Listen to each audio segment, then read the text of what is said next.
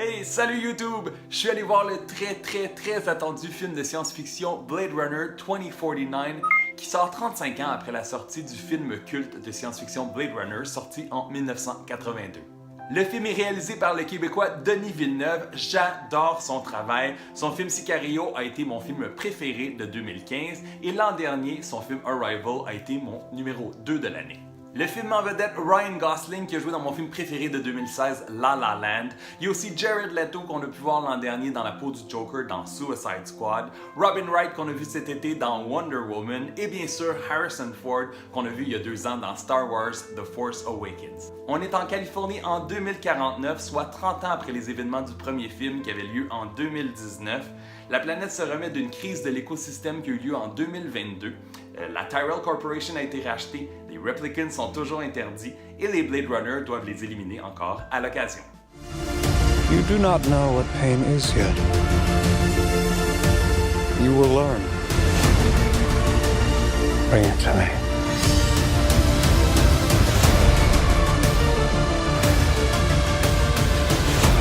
This breaks the world.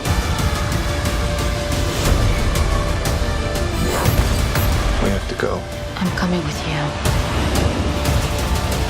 Avant de commencer, ne vous inquiétez pas, il n'y a pas de spoilers dans ma vidéo. C'était un film que j'attendais avec grande impatience, mon film le plus attendu de 2017. Mes attentes étaient vraiment dans le tapis. Et dès les premières minutes de ce film, vous serez frappé par sa grande beauté.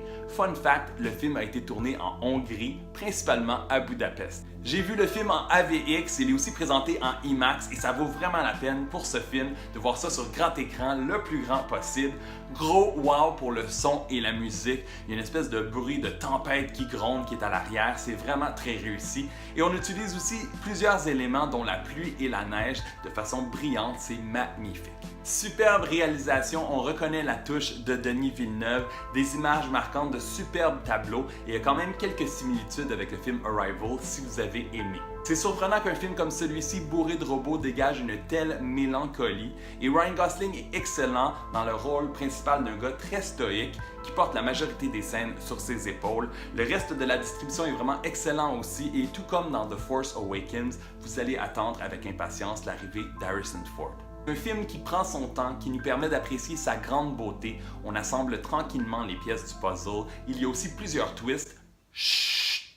Et de nombreuses scènes marquantes, dont la fameuse scène d'amour avec les mains. C'est tout ce que je vais dire. Avec ce film, Denis Villeneuve est déjà un maître de la science-fiction après seulement 2 films du genre. J'ai vraiment hâte de voir quels seront ses prochains projets. On parle de tout plein de trucs dont Dune, Cleopatra avec Angelina Jolie et un prochain James Bond. À suivre. Il faut que vous alliez voir Blade Runner 2049. C'est un chef-d'œuvre, un classique instantané de la science-fiction. Aussi un film qui va vous habiter pendant un long moment après l'avoir vu. Ça dure 2h40 et je lui donne, ça c'est très rare, 4 étoiles et demie sur 5. Si tu as vu le film, j'aimerais bien lire tes commentaires sous la vidéo. Merci de donner un thumbs up et abonne-toi à ma chaîne pour ne rien manquer. Je vous retrouve la semaine prochaine pour ma critique du film de zombies, Les Affamés. Ciao, ciao!